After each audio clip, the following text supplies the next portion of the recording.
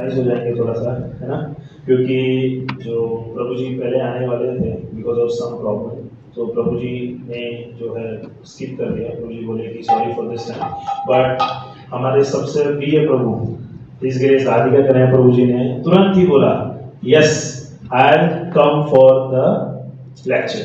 सो इसी के लिए हम प्रभु जी का तहे दिल से आभार प्रकट करते हैं और एक और बार प्रभु जी के लिए हरे कृष्णा महामंत्र बोलते हैं, हरे कृष्णा कृष्णा कृष्णा हरे हरे, हरे राम राम राम हरे हरे। तो आप सब तो जानते हैं प्रभु जी के बारे में, जैसे कि प्रभु जी लास्ट टाइम भी आए थे तब भी क्रिकेट मैच था, इस बार भी आए प्रभु जी तो भी क्रिकेट मैच है। फिर भी प्रभु जी ने बोला कि ठीक है, it's okay, sometimes happens. So प्रभु जी almost more than 2 decades ISKCON जू में सर्व कर रहे हैं और प्रभु जी लास्ट 4 ईयर से इस्कॉन तलाशरी में भी सर्व कर रहे हैं। आप सब जानते हैं लास्ट टाइम प्रभु जी ने बताया था कि मोर देन 500 गौवंश को प्रभु जी जो है अपने द्वारा सेवा प्रदान कर रहे हैं और गुरु महाराज जी के द्वारा सेवा प्रदान कर रहे हैं। प्रभु जी की दीक्षा इस होलीनेस राधा गोविंद स्वामी महाराज जी द्वारा हुई है और प्रभु जी ने अनेक जो है कीर्तन मेला भी अटेंड किया हुआ है और वहाँ पर बहुत ही सुंदर कीर्तन करके एक जो बेसिक्स हम लोग जो मिस कर देते हैं प्रभु जी उसको पूरी तरह क्लीन अप कर रहे हैं, बहुत अच्छे से समझा रहे हैं अपने लेक्चर द्वारा। ठीक है, तो प्रभु जी का अगेन हम लोग एक लास्ट टाइम वेलकम करते हैं बोल के हरे कृष्णा का मंत्र, हरे कृष्णा कृष्णा कृष्णा हरे हरे, हरे राम राम राम हरे हरे। थैंक यू, हरे कृष्ण। हरे कृष्ण।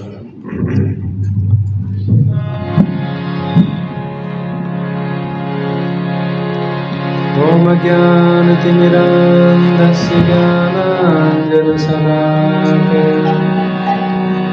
चक्षुरुन्मिलितं येन तस्मै श्रीगुरवे नमः।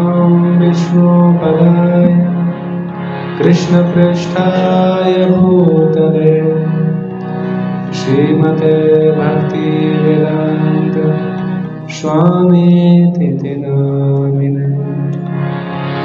नमस्ते सरस्वती देवे गौरवाणी प्रचारिणे निर्विशेषशून्यवादी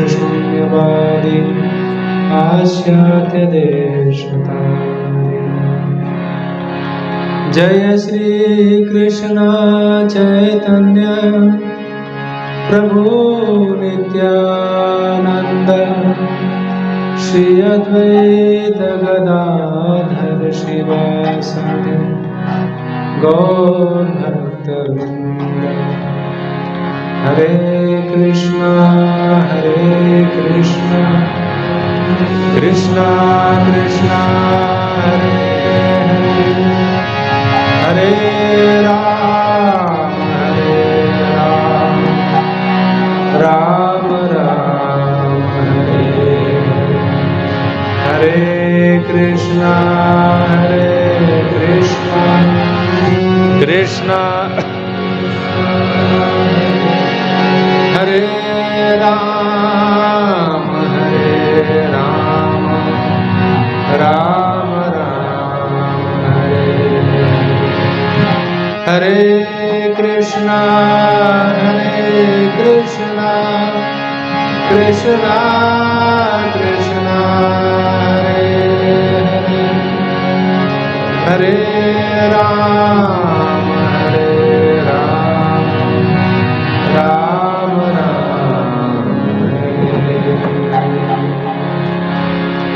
हरे कृष्णा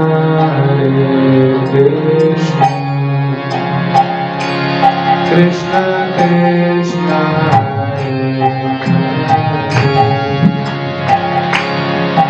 हरे राम राम हरे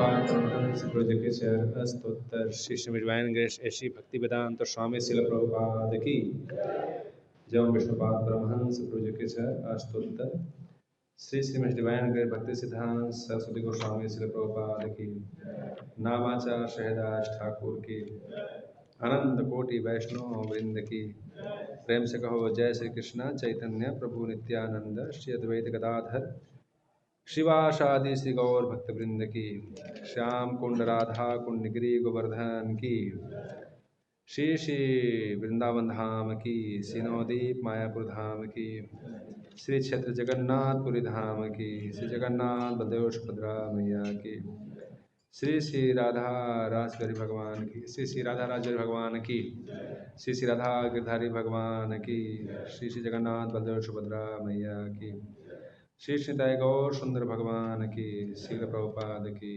निताई गौर प्रेमानंदे।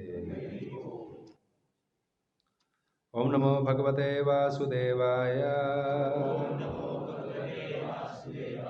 ओम नमो भगवते वासुदेवाय ओम नमो भगवते वासुदेवाय नारायणं नमस्कृत्य नरं चैव नरोत्तमं देवीं सरस्वतीं व्यासं ततो जयमुदीरये नष्टप्रायेषु अभद्रेषु नित्यं भागवत सेवया भगवती उत्तम श्लोके भक्तिर्भवती नैष्टिकी कृष्णाय वासुदेवाय देवकी नंदनाय च नंदगोपकुमाराय गोविंदाय नमो नमः। हरे कृष्णा कृष्णा कृष्णा हरे हरे हरे राम राम राम हरे हरे। हरे कृष्णा। तो आज के इस उपासना फेस्टिवल में आप लोग का हार्दिक स्वागत है। तो विषय में चर्चा करने से पहले हम लोग श्रीमद् भगवद गीता से एक श्लोक का पाठ करेंगे। श्रीमद् भगवद गीता अध्याय 2 श्लोक संख्या 7। अध्याय का नाम गीता का सार। कार्पण्य दोषो उपहत स्वभाव पृच्छामि त्वां धर्म सम्मूढ़ चेता यश्रेहस्यानिशितं ब्रूहि तन्मे शिष्यस्तेऽहं साधिमां त्वां प्रपन्नम्। अनुवाद एवं तात्पर्य श्री प्रभुपाद जी के द्वारा। श्री प्रभुपाद की जय। अब मैं अपनी कृपल दुर्बलता के कारण अपना कर्तव्य भूल गया हूँ और सारा धैर्य खो चुका हूँ। ये अर्जुन की दशा है। अर्जुन द्वारा इस लोग बोला जा रहा है। अब मैं अपनी कृपल दुर्बलता के कारण अपना कर्तव्य भूल गया हूँ और सारा धैर्य खो चुका हूँ। ऐसी अवस्था में मैं आपसे पूछ रहा हूँ कि मेरे लिए जो श्रेयस्कर हो उसे निश्चित रूप से बताएं। अब मैं आपका शिष्य हूँ और आपका शरणागत हूँ, कृपया मुझे उपदेश दें। तात्पर्य यह प्राकृतिक नियम है कि भौतिक कार्यकलापों की प्रणाली ही हर एक के लिए चिंता का कारण है। पग पग पर उलझन मिलती है, अतः प्रामाणिक गुरु के पास जाना आवश्यक है, जो जीवन के उद्देश्य को पूरा करने के लिए समुचित पथ निर्देश दे सके। समग्र वैदिक ग्रंथ हमें यह उपदेश देते हैं कि जीवन की अनचाही उलझनों से मुक्त होने के लिए प्रामाणिक गुरु के पास जाना चाहिए।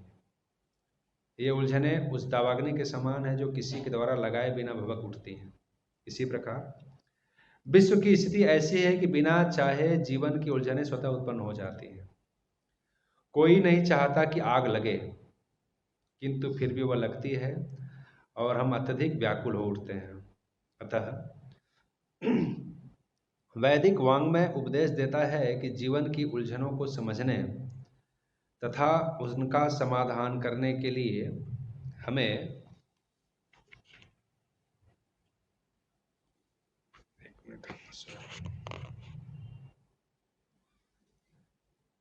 अतः वैदिक वाङ्मय उपदेश देते हैं कि जीवन की उलझनों को समझने तथा उनका समाधान करने के लिए हमें परंपरागत गुरु के पास जाना चाहिए।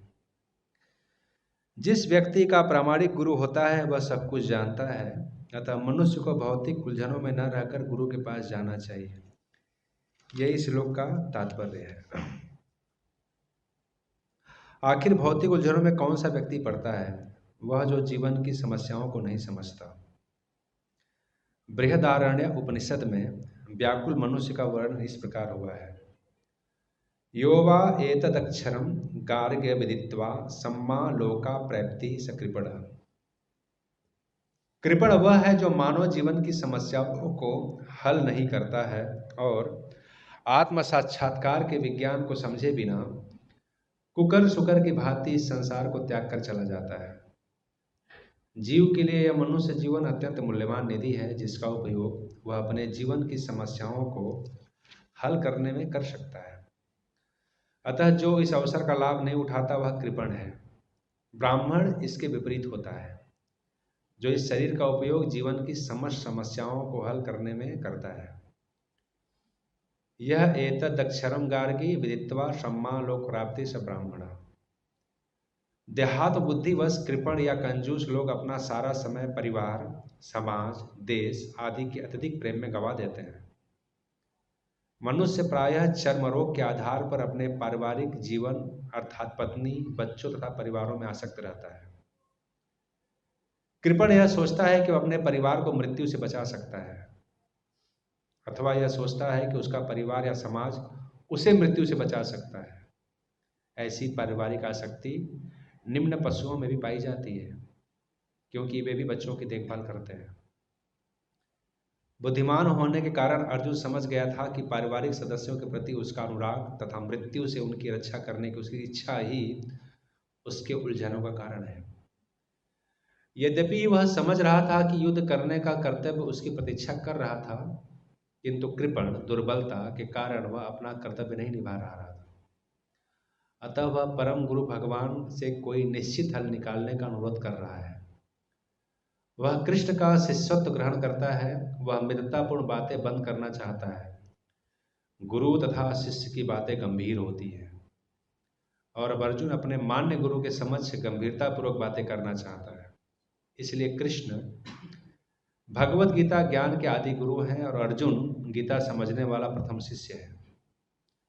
अर्जुन भगवत गीता को किस तरह समझता है यह गीता में वर्णित है। तो भी मूर्ख संसारी विद्वान बताते हैं कि किसी को मनुष्य रूप कृष्ण की नहीं बल्कि अजन्मा कृष्ण की शरण ग्रहण करनी चाहिए। कृष्ण के अंतः तथा बाह्य में कोई अंतर नहीं है। इस ज्ञान के बिना जो भगवत गीता को समझने का प्रयास करता है वह सबसे बड़ा मूर्ख है। ओम अज्ञानतिमिरान्धस्य ज्ञानाञ्जनशलाकया चक्षुरुन्मिलितं येन तस्मै श्रीगुरवे नमः। नमो विष्णुपदाय कृष्णपृष्ठाय भूतले श्रीमते भक्तिवेदांत स्वामिनिधि नामिने। नमस्ते सारस्वती देवे गौरवाणी प्रचारिणे निर्विशेष शून्यवादी पाश्चात्य देशतारिणे। जय श्री कृष्ण चैतन्य प्रभु नित्यानंद श्री अद्वैत गदाधर शिवासादि श्री गौर भक्तवृंद। हरे कृष्णा कृष्णा कृष्णा हरे हरे, हरे राम राम राम हरे हरे, हरे कृष्णा कृष्णा कृष्णा हरे हरे, हरे राम राम राम हरे हरे। कृष्णा कृष्णा हरे हरे, हरे राम राम राम हरे हरे। हरे कृष्णा।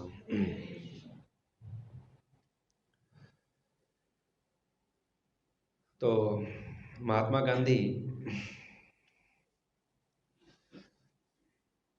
जिनके नाम से हम सभी लोग परिचित हैं,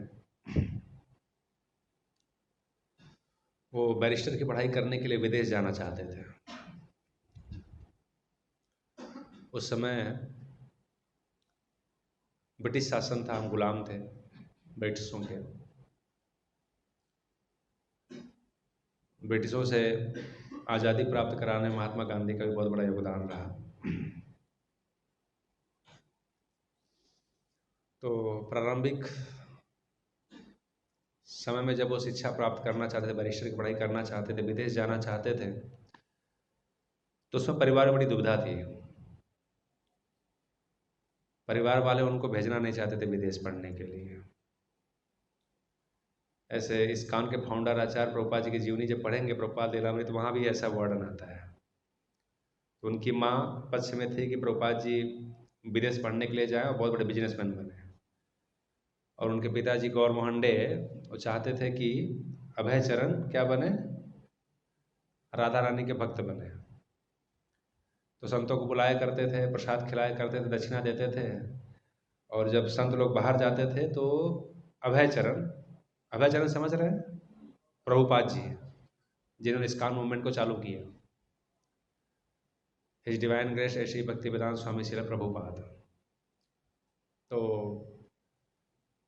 गौर मोहन डे उस समय प्रभुपाद जी छोटे थे, अभय चरण थे, तो अभय चरण को लाया करते थे, और जो भी संत आया करते थे उनके घर पे प्रसाद वैष्णव ग्रहण करने के लिए, तो जाते समय दक्षिणा देते थे गौर मोहन डे, और बोलते थे कि हमारे बेटे को आशीर्वाद दीजिए कि राधा रानी का भक्त बने।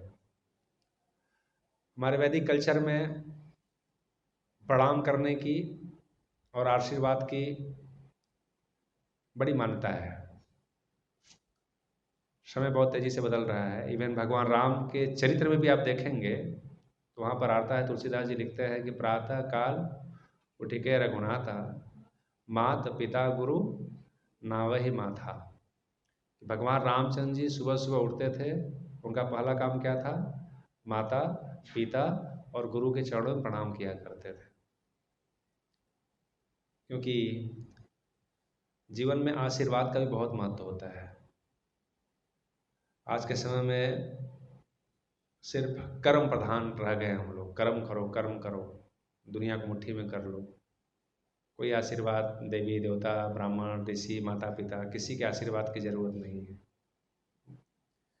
और मूल में जाएंगे, थोड़ा और गहराई में जाएंगे,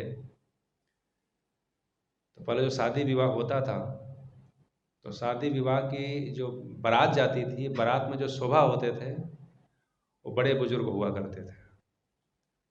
पता नहीं अभी, लेकिन गांव में ये सिस्टम था कि बारात में ये देखा जाता था कितने बुजुर्ग लोग आए हैं, तो उससे उनका समाज में कितना मान प्रतिष्ठा है सामने वाले का पता चलता था, ये सम्मानित व्यक्ति हैं, बुजुर्ग आते थे। और शादी विवाह संपन्न होती थी, अग्नि को साक्षी मान करके फेरे लेते थे, ब्राह्मण आशीर्वाद देते थे, बड़े बुजुर्ग आशीर्वाद देते थे, देवताओं का आशीर्वाद मिलता था।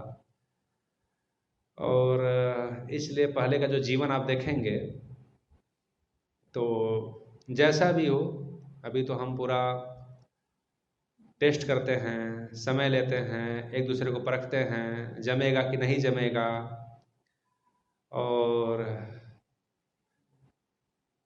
सारा प्लानिंग करके शादी विवाह करते हैं, और क्या हो रहा है समाज आप लोग देख ही रहे हैं। पहले फ्रीडम नहीं था, और जहाँ तक ऐसा मेरा मानना है कि शादी विवाह हो जाती थी, और हमारे जो माता पिता हुए या जो संस्कार हम देखते हुए आ रहे हैं संसार समाज में, तो अपना निभा लेते थे। छोटा मोटा परिवार में क्लेश होता था, लेकिन ऐसा कभी नहीं सुना जाता था कि एटलीस्ट कम से कम अपने हिंदू कम्युनिटी में डाइवर्स हो गया, ये ऐसी स्थिति आ गई। इतना आसान बात नहीं था। और समाज में यदि ऐसा केस हो भी जाता था तो समाज में उस व्यक्ति को एक तरीके से समाज से बहिष्कृत कर दिया जाता था, कोई पानी पीने भी नहीं जाता था, इतना मर्यादा थी। अपने हिंदू कल्चर की बात कर रहा हूँ, अन्य कल्चर की बात नहीं कर, सनातन संस्कृति सनातन धर्म। तो जहाँ तक जो मेरा विश्लेषण इसमें आया, तो मैं इसमें थोड़ा विचार किया, और मैं यही पाया कि ऐसे बहुत सारे रीज़न हैं आज करके जो वैवाहिक जीवन सुखमय न होने का। कई कारण हैं, उसमें एक कारण है कि हमने आशीर्वाद की परंपरा को निकाल दिया है। पहले लोग शादी विवाह करते थे, तीर्थों में जाया करते थे, भगवान का आशीर्वाद लेने के लिए, ठाकुर जी का आशीर्वाद लेने के लिए मंदिरों में जाया करते थे। अभी शादी विवाह होने पर कहाँ जाते हैं आप लोग को मालूम है। तो बस मैं कमेंट करना चाहूँगा कि जहाँ तक मुझे लगता है कि इस आशीर्वाद की परंपरा को हमने हर जगह से निकाल दिया, अब शोभा नहीं रह गए हैं। न हम देवता को मानते हैं, न हम ब्राह्मण को मानते हैं, न हम बड़े बुजुर्गों को मानते हैं, न हम माता पिता के संस्कार को मानते हैं, और हम निर्णय लेते हैं और धोखा खाते हैं। राइट। तो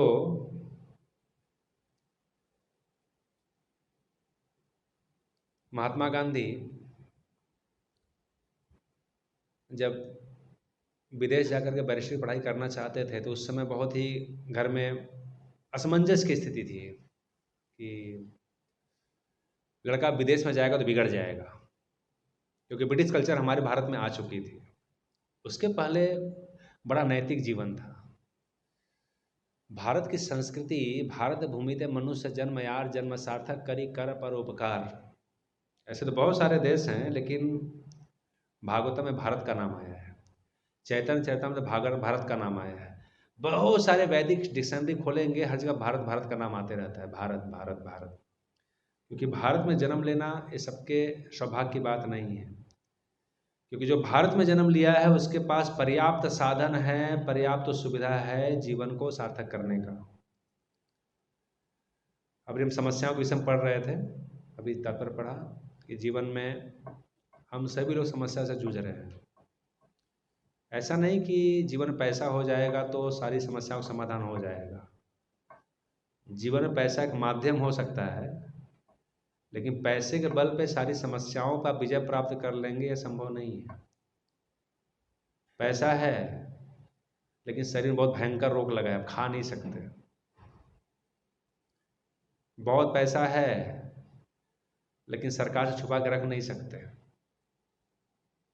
बहुत पैसा है लेकिन फिर भी परिवार में कलह है। सपोज एग्जाम्पल के लिए,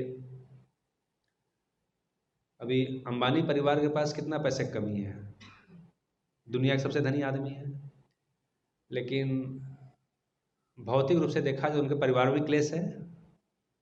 अनिल अंबानी अलग है, मुकेश अंबानी अलग है। कुछ तो क्लेश कारण होगा, तभी तो दो भाई अलग है, एक ही पिता के संतान, लेकिन वहाँ भी अलग है। और हम भी थोड़े बड़े जायदाद के लिए जमीन के अलग हो जाते हैं, बंटवारा कर लेते हैं, लेकिन पैसा वहाँ भी साधन नहीं है, कुछ तो समस्याएं हैं। तो पैसा एक माध्यम बन सकता है,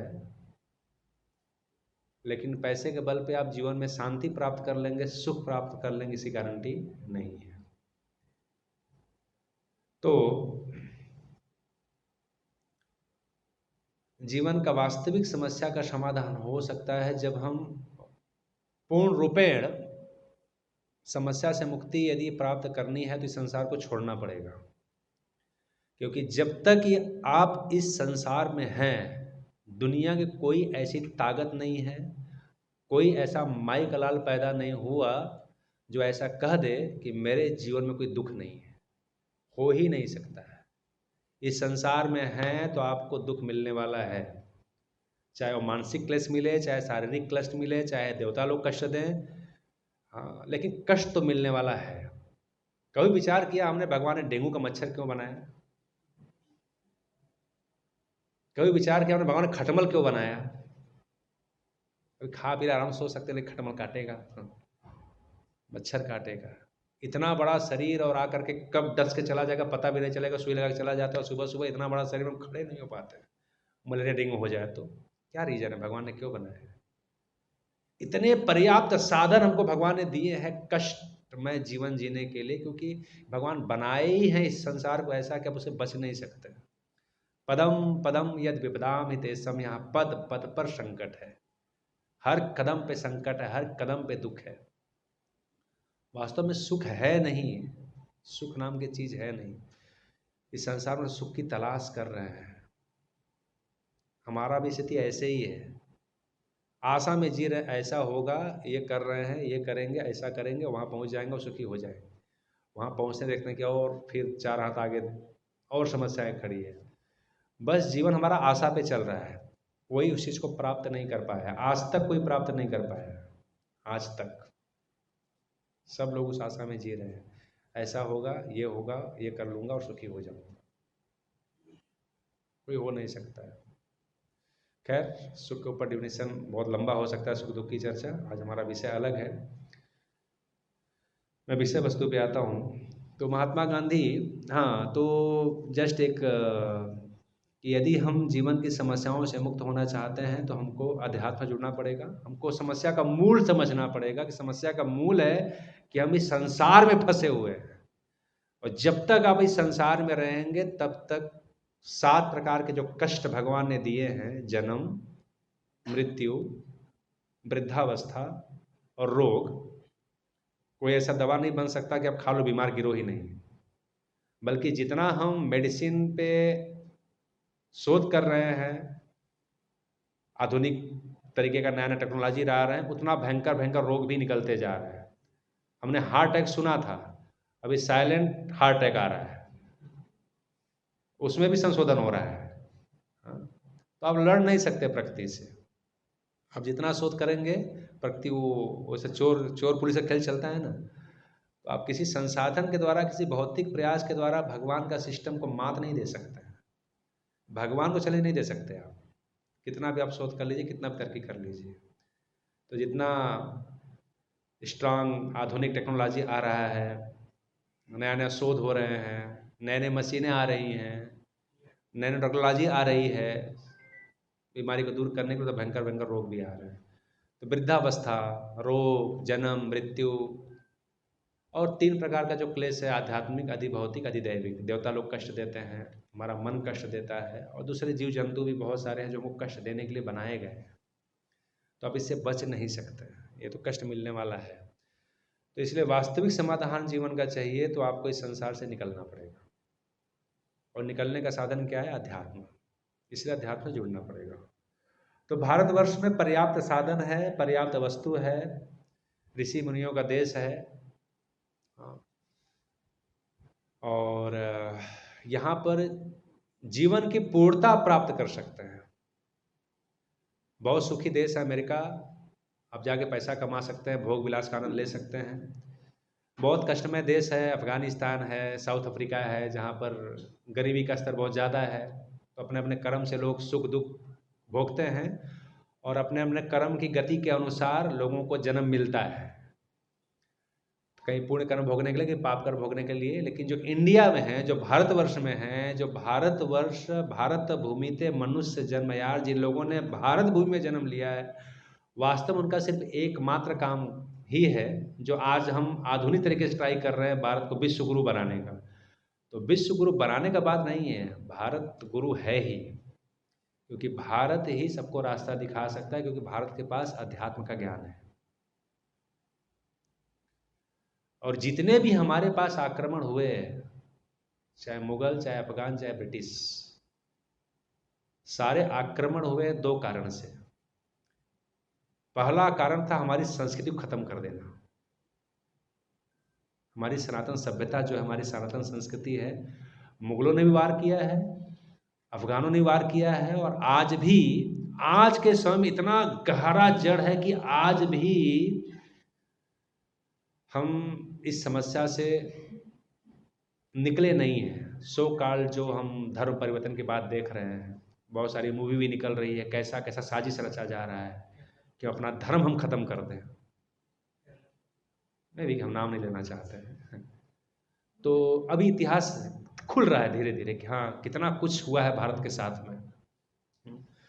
ब्रिटिश लोग भी आए, तो ब्रिटिश लोगों में ऐसा नहीं कि उन्होंने ऐसा कुछ काम किया, लेकिन सो कॉल्ड एजुकेशन, शिक्षा के माध्यम से उन्होंने हमारे मंदिरों में जाने के, हमारे जो भगवान के प्रति श्रद्धा है, जो विश्वास है, जो आस्था है, सनातन के प्रति आस्था, उसको तोड़ देने का प्रयास किया उन लोगों ने।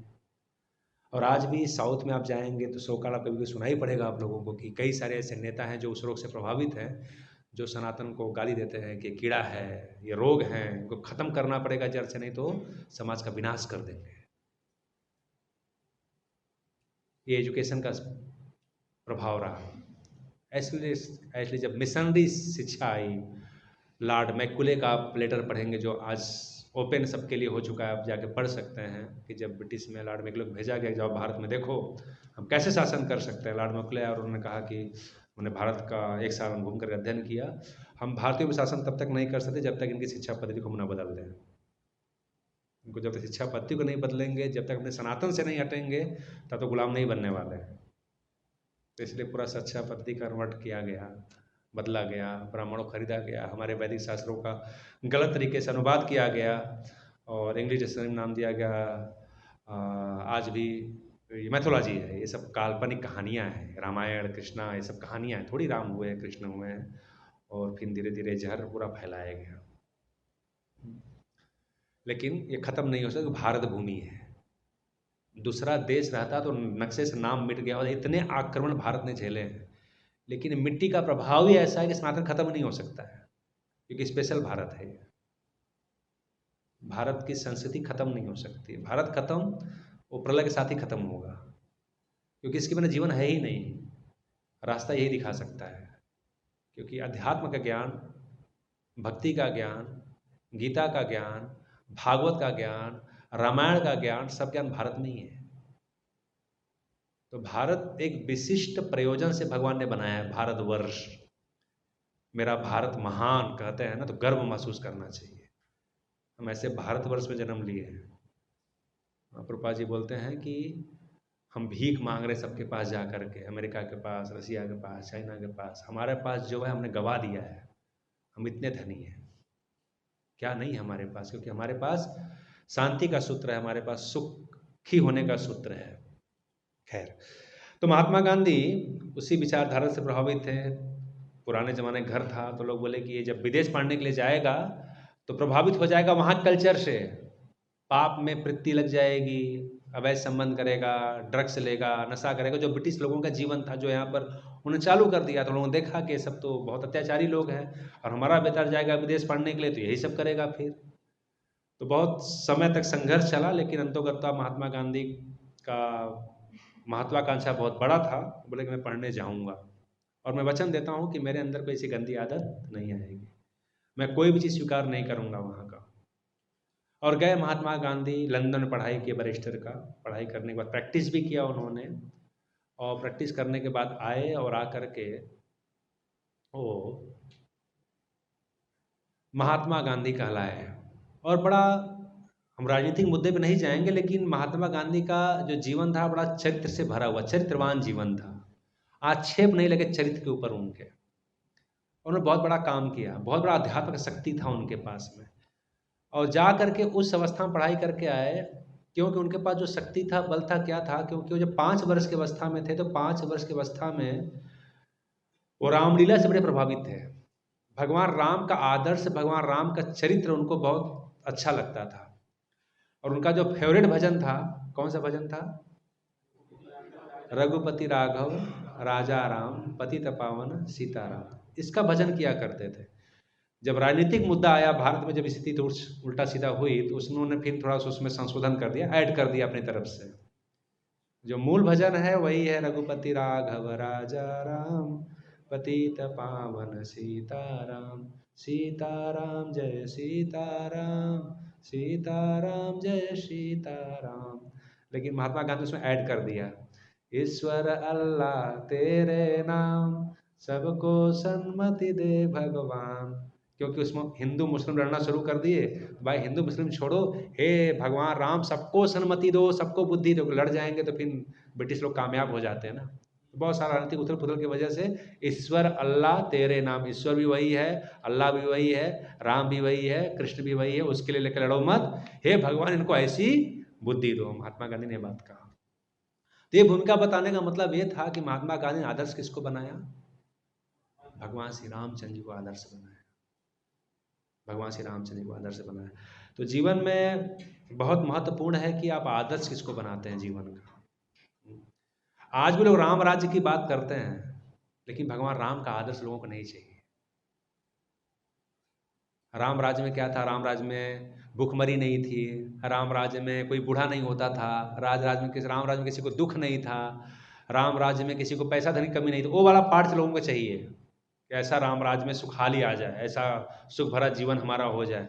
लेकिन भगवान राम का आदर्श, उनका चरित्र, वो बड़ा मुश्किल है मेरे लिए, वो नहीं चाहिए। लेकिन भगवान राम का जब तक आदर्श नहीं आएगा तब तक राम राज्य की कल्पना नहीं कर सकते हैं।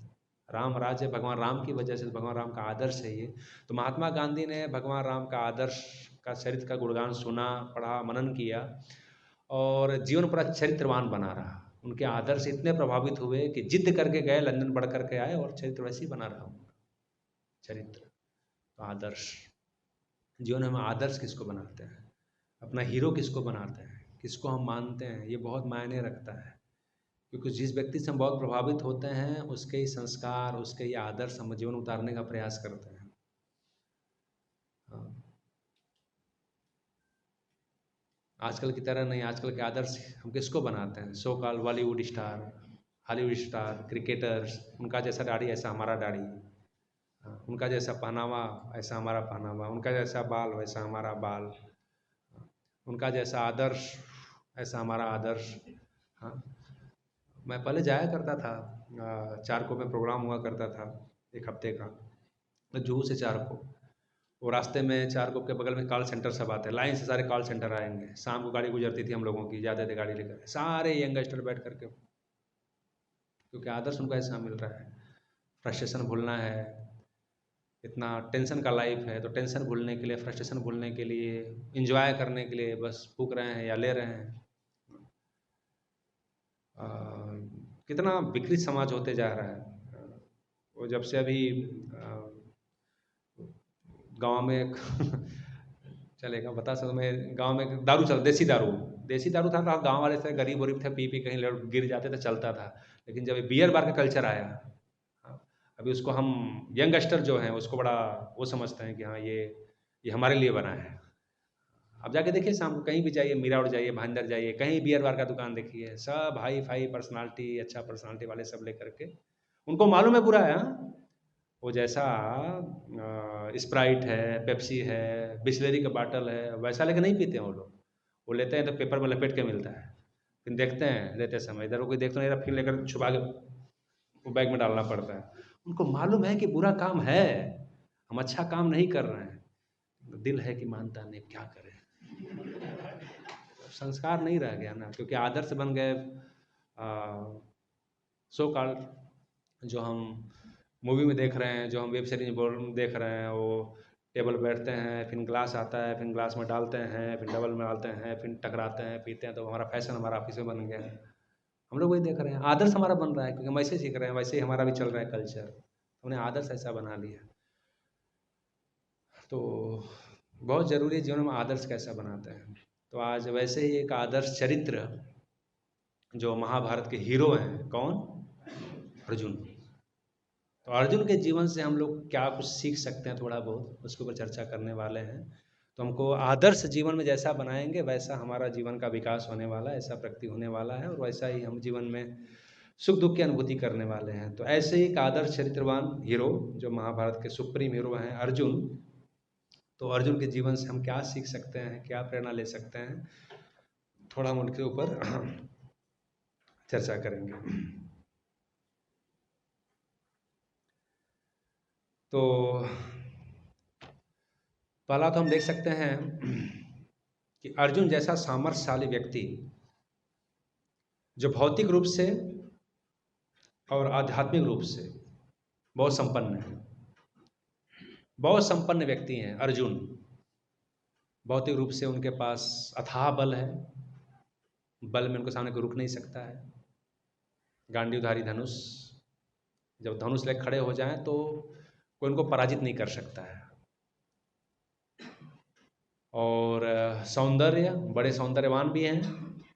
महाभारत में प्रसंग आती है कि एक बार इंद्र ने उनको बुलाया था, गए थे वो स्वर्गलोक में। पहले स्वर्गलोक के लोग यहाँ पर आते थे और यहाँ के लोग भी स्वर्गलोक में जाते थे। द्वापर युग तक की परंपरा चल रही थी। कलयुग में इतने दुष्ट हम लोग हो गए कि अभी वो आने जाने की परंपरा खत्म हो गई, क्योंकि चरित्र ऐसा नहीं रहा। तो पहले द्वापर युग तक बहुत लोग स्वर्गलोक तक जा करके शरीर से आते थे और जाते थे। क्योंकि उसके लिए उतना पुण्य कर्म था लोगों का। अब ऐसा पुण्य कर्म नहीं रहा। रावण है ना, रावण, तो जब रावण शरीर छोड़ रहा था तो उस समय रामचंद्र जी लक्ष्मण जी से कहा, लक्ष्मण, रावण बहुत ज्ञानी है। रावण ने एक रावण संहिता लिखा था, 100 श्लोक का रावण संहिता, जो कि भृगु संहिता के टक्कर का था। बहुत ज्ञानी था रावण, पृथ्वी में उतना बड़ा ज्ञानी उसमें कोई नहीं था। तो राम जी ने लक्ष्मण से कहा, लक्ष्मण, अभी इसका अंत होने जा रहा है, जाओ कुछ ज्ञान की बातें से सीख लो। तो लक्ष्मण जी थोड़े विचलित हो गए, बोले क्या है ये, अहंकारी रावण है, क्या ज्ञान देगा। बोले नहीं, फिर भी ज्ञान का लुप्त होने जा रहा है, ज्ञान लुप्त होने जा रहा है, आप जाओ कुछ सीखो, उससे पूछो, कुछ ज्ञान देगा आपको। तो राम जी की बातों को मान करके लक्ष्मण जी गए, और जैसे रावण ने लक्ष्मण जी को देखा, क्योंकि नाभि में बाण लगा था, गिरा हुआ था जमीन पर, तो उसने मुख मोड़ लिया। लक्ष्मण जी आए राम जी के पास, मैं बोला ना अहंकारी रावण है, ये थोड़ी कुछ ज्ञान देने वाला है, देखने वाला है। बोले नहीं, ज्ञान तो उसके पास है, आप जा कहाँ पे खड़े हुए हैं। बोले मैं गया सर के पास खड़ा हो गया, बोला ज्ञान दो, और जैसा सुना मुख मोड़ लिया। बोले लक्ष्मण, ज्ञान प्राप्त करने के लिए विनम्र बनना पड़ता है। तद्विधि परिपातेन न परिप्रश्नेन सेवया। यदि आप किसी से ज्ञान प्राप्त करना चाहते हैं तो विनम्रता पूर्वक उससे आह्वान करना चाहिए, प्रार्थना करनी चाहिए, तब वो व्यक्ति आपको ज्ञान दे सकता है। जो जो गुह्य ज्ञान है, गुह्य ज्ञान प्राप्त करने का तरीका है शरणागति। राज विद्या राज गुह्यम पवित्रम उदम उत्तमम, या विद्या ददाति विनयम। विद्या मतलब विनय। आप पढ़ाई कर रहे हैं, एजुकेशन ले रहे हैं गुरु के सानिध्य में, तो गुरु के सामने अहंकार प्रदर्शित करके या चैलेंजिंग मूड से, या गुरु जी को आता है कि नहीं आता है, ऐसा टेस्ट लेने के लिए आप ऐसा कुछ करेंगे तो आपके पास जो ज्ञान है उसका भी लोप हो जाएगा। आध्यात्मिक गुरु से या संसार में आप पढ़ने जाते हो ऐसे गुरु से भी क्वेश्चन उसी समय करना चाहिए, जिज्ञासा के लिए। यदि चैलेंज गुरु को करेंगे तो आपकी विद्या का नाश हो जाएगा। गुरु को आप अहंकार नहीं दिखा सकते, गुरु एक पद भी है। तो अर्जुन भगवान ने कहा कि विनीत होकर के विनम्रता से आप ज्ञान प्राप्त करेंगे तब वो ज्ञान देगा। वो ज्ञानी है, उसको मालूम है, ज्ञान का सब फिलॉसफी जानता है। फिर जाओ, अभी अभी सर के पास मत खड़ा होना, पैर के पास खड़ा होना, और हाथ जोड़ के बोलना, रावण मैं आया हूँ, आप जा रहे हो, कुछ ज्ञान दो हमको। तो ठीक है। तो लक्ष्मण जी गए, रावण के पैर के पास खड़ा हुए, हाथ जोड़े, बोले कि आप कुछ ज्ञान दीजिए, भगवान राम ने मुझे भेजा है आपके पास। तो रावण ने बोला ठीक है, मैं जीवन के 2 सीख आपको देता हूँ। क्या? बोले एक ये कि जब कोई मन में बुरा संकल्प आए कुछ बुरा करने का, तो उसको समय देने का, विचार करने का, जितना संभव हो सके टालने का। कुछ बुरा विचार आता है, गंदे विचार आते हैं, तो थोड़ा मन के ऊपर लोड डालो, विचार करो, ये सही है क्या, गलत है क्या, इसको करने से क्या होगा, कितना घाटा होगा, पैसे घाटा होगा, चेतना घाटा होगा। तो कोई भी गलत विचार तो आने, अच्छे विचार बुरे विचार मन के अंदर आने वाले हैं, लेकिन जब भी कोई सा विचार बुरा आए तो तुरंत आतुर होकर उसको करने का प्रयास नहीं करना चाहिए, उसको समय देना चाहिए। पहला शिक्षा। बोले कि अपने जीवन से बता रहा हूँ, जब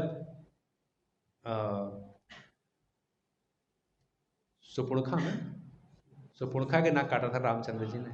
सुपुणखा जब आई और आ करके जब उसने सीता के सौंदर्य का वर्णन किया कि वनवासी के साथ मैंने सीता को देखा, वो तुम्हारे लायक थी, मैं तुम्हारे लिए मांगने के लिए गई, सारा कहानी चेंज कर दिया उसने। किसके लिए गई थी वो बताई नहीं, बोले आपके लिए गई थी, उतना सुंदर वनवासी हैं, इतनी सुंदर रमणीय सीता है, आपके भोग के लिए वो सोचा, मैं जाके चर्चा किया, बताया, और तब तक उन्होंने नाक कान काट दिया। और जब मैं सुपुड़का के मुख से सुना सीता के सौंदर्य का वर्णन, तुरंत लुप्त हो गया सीता को प्राप्त करने के लिए।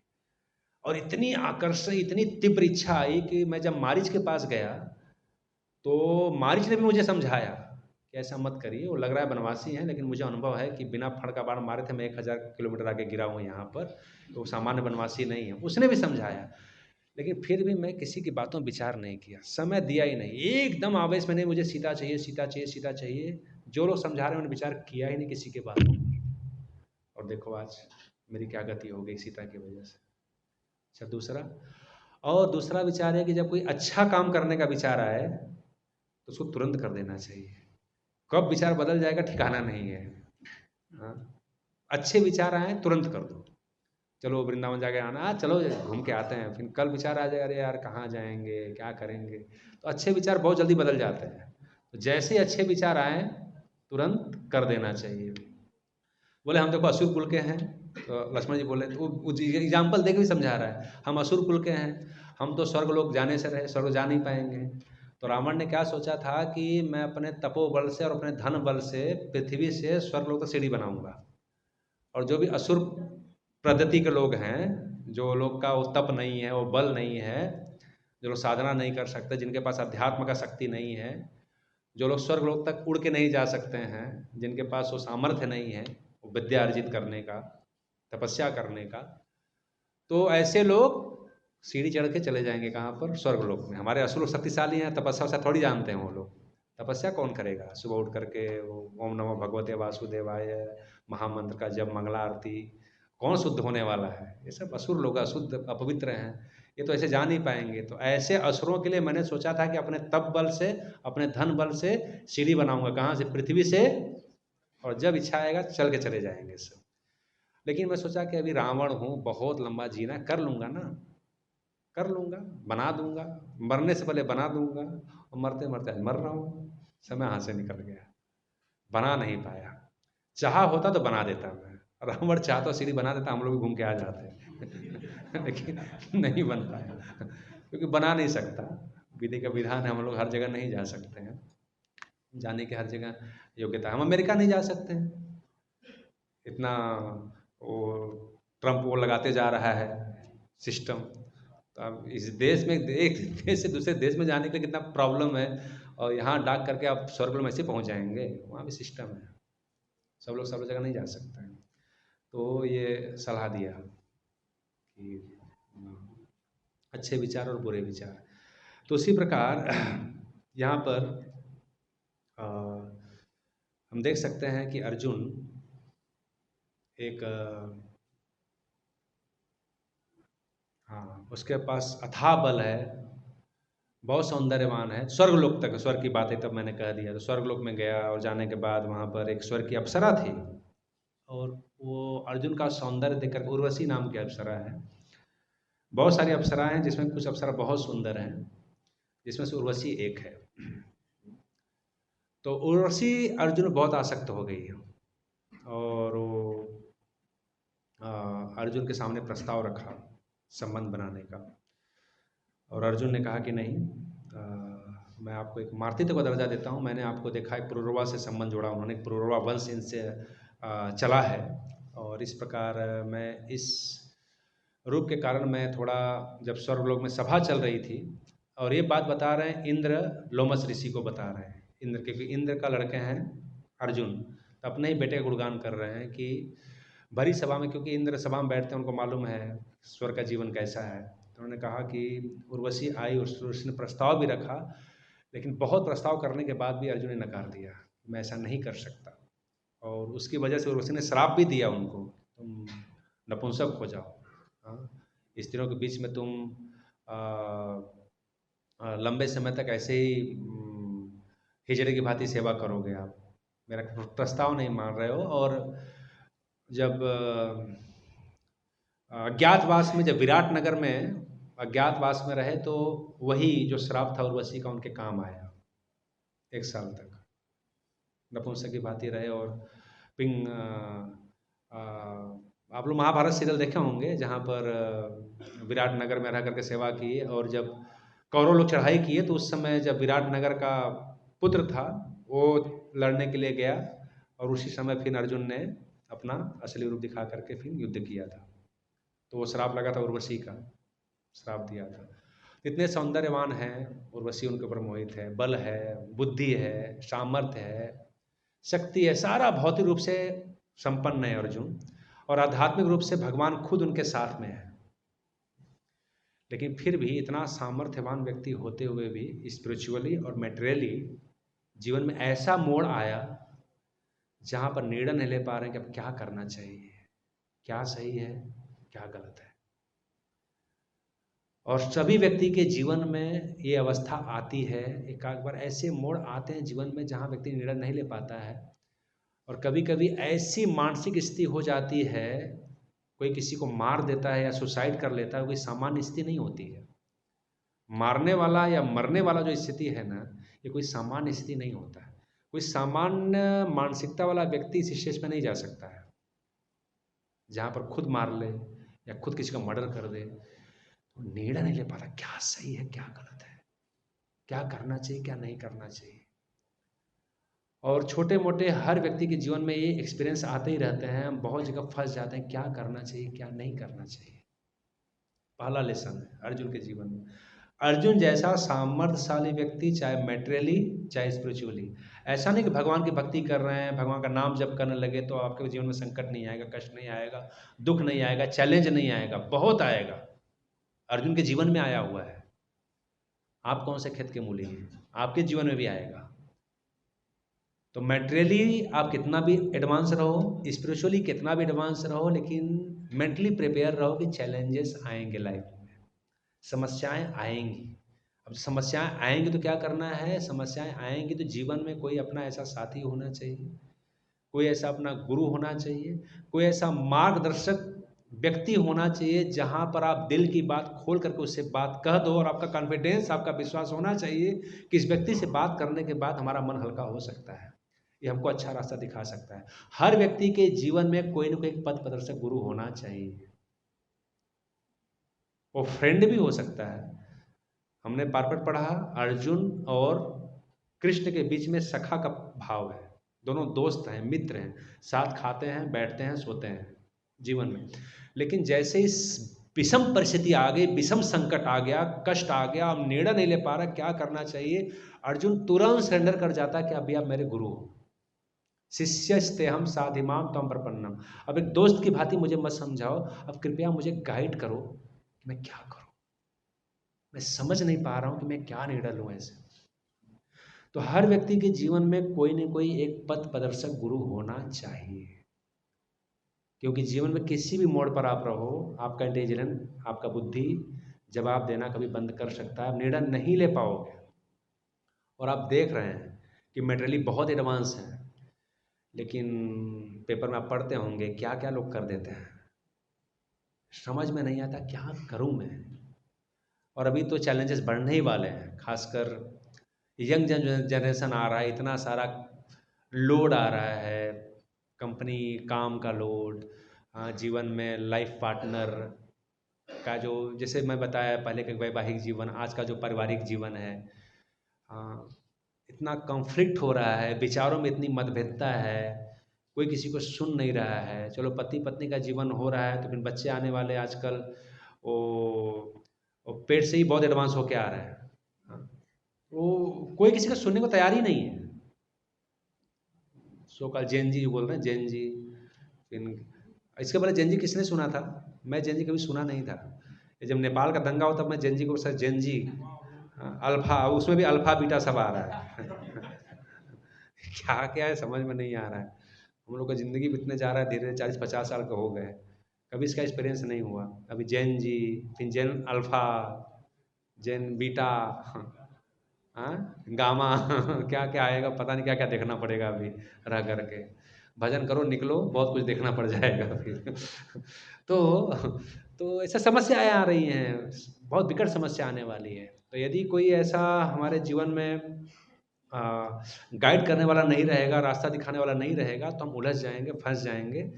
तो पहला जो लेसन है अर्जुन के जीवन से कि जीवन में कोई न कोई एक आदर्श गुरु, शिक्षक, मित्र, फ्रेंड, गार्जियन होना चाहिए, जहाँ पर हम उलझ जाएं तो उनसे हम डिस्कस करें और कुछ रास्ता निकालने का प्रयास करें। फर्स्ट लेसन है अर्जुन के जीवन में। अर्जुन दिमाग लगाया, बुद्धि लगाया, फेल हो गया, तुरंत समर्पित कर दिया कि अर्जुन आप मुझे गाइड करो, मुझे क्या करना चाहिए। जो गीता का ज्ञान है, गीता में भगवान ने अर्जुन को गाइड ही किया है, क्योंकि अर्जुन अपने कर्तव्य से भाग रहा था, भगवान ने उसको कर्तव्य को करने के लिए प्रेरित किया। दूसरा है अर्जुन के जीवन शिक्षा की अर्जुन अपने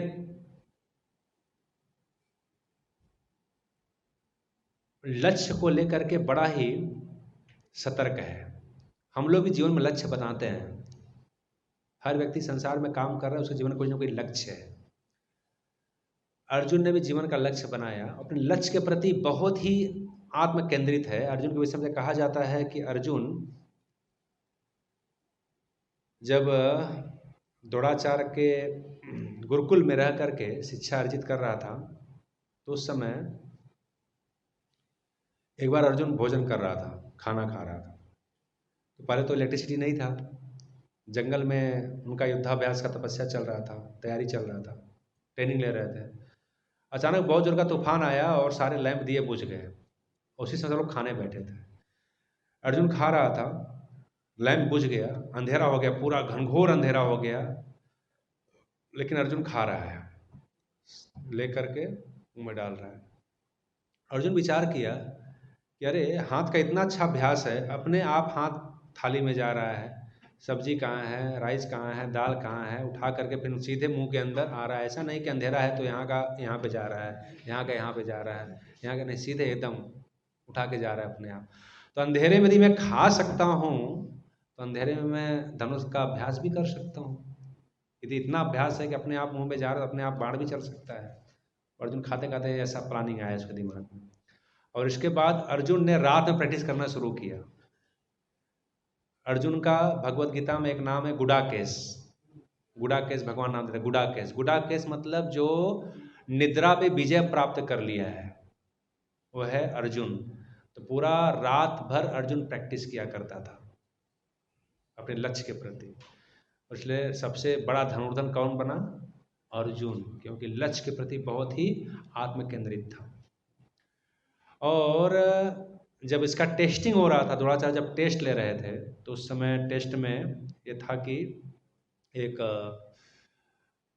वृक्ष के ऊपर एक चिड़िया था, कृत्रिम चिड़िया बनाया गया था, चिड़िया के आंख में निशाना लगाना था। और द्रोणाचार्य टेस्ट ले रहे थे। द्रोणाचार्य ने सबको बुलाया। बुलाने के बाद भीम को पूछा, भीम तुमको क्या दिख रहा है? तो भीम ने कहा कि वृक्ष दिख रहा है, हाँ, और पक्षी दिख रहा है, और पक्षी का आँख दिख रहा है। शर्त ये थी कि पक्षी के आँख में निशाना लगाना है। इसके बाद दुर्योधन को बुलाया, दुर्योधन तुमको क्या दिख रहा है? दुर्योधन ने कहा कि हमको पक्षी दिख रहा है और भीम दिख रहा है। वो भीम का बहुत दुश्मनी चलता था उसका, तो चिंतन में भीम भीम भीम रटते रहता था। बाल्याकाल से ही भीम से दुश्मनी था। तो कह दिया कि मुझे भीम भी दिख रहा है, क्योंकि उसके पहले भीम आए थे। तो मजाक में उसने कहा भीम भी दिख रहा है, मतलब अवसर में तो भीम को ही मार दूंगा मैं। इसके बाद अर्जुन को बुलाया गया। अर्जुन से पूछा द्रोणाचार्य ने तुमको क्या दिख रहा है? अर्जुन ने कहा कि मछली का आँख दिख रहा है, सिर्फ आँख दिख रहा है। तो द्रोणाचार्य ने सर्टिफिकेट दिया कि यस, अपने लक्ष्य के प्रति बहुत ही आत्म केंद्रित है, इसके सिवा कुछ भी इनको नहीं दिख रहा है, सिर्फ लक्ष्य दिख रहा है। हम लोग भी जीवन में लक्ष्य बनाते हैं, लेकिन समस्या क्या हो जाती है, सब लोग लक्ष्य बना रहे हैं। कोई आईटी पढ़ रहा है, कोई एमटेक कर रहा है, कोई बीटेक कर रहा है, कोई लॉ की पढ़ाई कर रहा है, कोई सी की पढ़ाई कर रहा है, कोई कोई हर सब्जेक्ट से संबंधित उसका कुछ न कुछ लक्ष्य है। लेकिन लक्ष्य में बहुत सारे केंद्रित नहीं हो पाता, हमारा दिमाग वैसा केंद्रित नहीं हो पाता ना, फिक्स हम नहीं रह पाते हैं, बहुत विचलित हो जाता है। एपीजे अब्दुल कलाम नाम सुना होगा आप लोगों ने। एपीजे अब्दुल कलाम से पूछा कि आपने शादी क्यों नहीं किया? आपको मालूम आंसर क्या दिया था उन्होंने? क्या आंसर दिया था? बोले कि जब मैं लैब में गया, लैब से बाहर आया तो मेरा उम्र ही निकल गया। इतना आत्म केंद्रित हो गए कि जब लैब में हिले एक्सपेरिमेंट करने में, प्रयोग करने में, रिसर्च करने में, और जब बाहर आए तो पूरा उम्र ही निकल गया, बुढ़ा बन गए। इतना लग गए उस लक्ष्य को पूरा करने के लिए। तो लक्ष्य पूरा करने के लिए मन का एकाग्रता बड़ा जरूरी है। किसी लक्ष्य को प्राप्त करने के लिए बड़ा प्रैक्टिस लगता है, और प्रैक्टिस करने के लिए मन को बड़ा स्थिर रखना पड़ता है। यदि मन चंचल है तो लक्ष्य को प्राप्त करना इतना आसान काम नहीं हो सकता है। और मन बहुत चंचल है। चंचला ही मना कृष्ण परमाति बल दृढ़म, गीता में भगवान कह रहे हैं, अर्जुन कहता है कि हे भगवान, ये मन बड़ा चंचल है। तो अर्जुन का जो प्रश्न, अर्जुन का एक जीवन देख सकते हैं कि अर्जुन कितना फिक्स है अपने लक्ष्य के प्रति, और लक्ष्य प्राप्त करने के लिए बड़ा मन एकाग्र करना पड़ता है। कोई चीज़ करना है, लक्ष्य आपका बहुत बड़ा उद्देश्य है, आप लोग यूथ लोग हैं तो बहुत सारी कामनाएं होंगी, बहुत सारा लक्ष्य प्राप्त करना है तो लक्ष्य प्राप्त करने के लिए वर्कआउट करना होता है। 8-10 घंटा, 12 घंटा, 15 घंटा मेहनत करना पड़ता है और बहुत फिक्स रखना पड़ता है। यदि मन कंट्रोल में नहीं है तो आप लक्ष्य से डाइवर्ट हो जाएंगे। इतना आसान नहीं लक्ष्य को प्राप्त कर लेना। लक्ष्य बनाना आसान, लक्ष्य को प्राप्त करने के लिए बहुत एकाग्र चित्त की जरूरत पड़ती है। एकाग्र चित्त होना इतना आसान नहीं है। और यही बात अर्जुन भी भगवान से कहता है कि हे भगवान, ये मन बहुत चंचल है, बहुत चंचल है। चंचल ही मना कृष्ण प्रमाथि बलवदृढ़। ये चंचल है।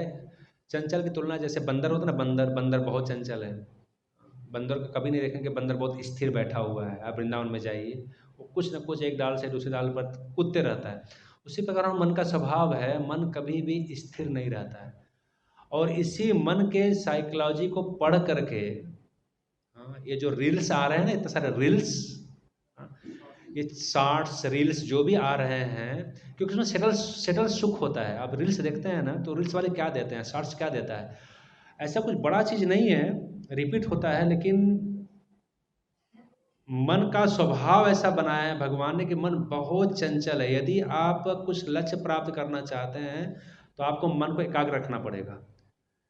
लक्ष्य की प्राप्ति में मन का एकाग्रता का बड़ा ज़रूरत है।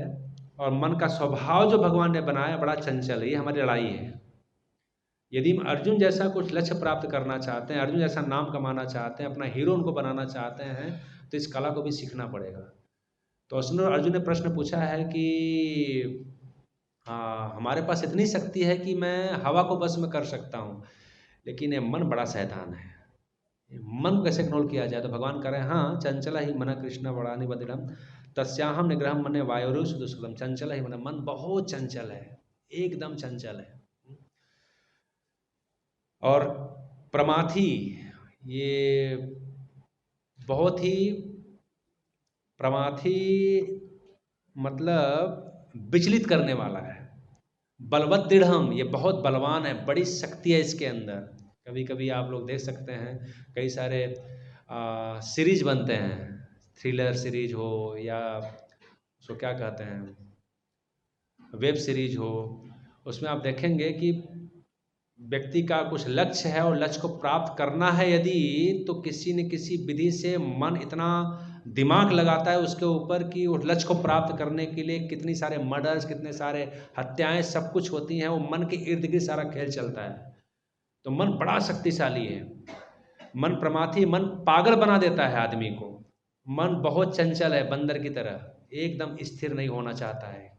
एक चीज़ देखा, और आजकल जो चल रही है चीज़ें, ये और ज़्यादा विचलित करने के लिए, हालांकि है मोबाइल ने बहुत कुछ हमको, टेक्नोलॉजी ने अच्छा चीज़ दिया है, लेकिन ये बहुत सारा चीज़ हमको बहुत पीछे भी ढकेला है।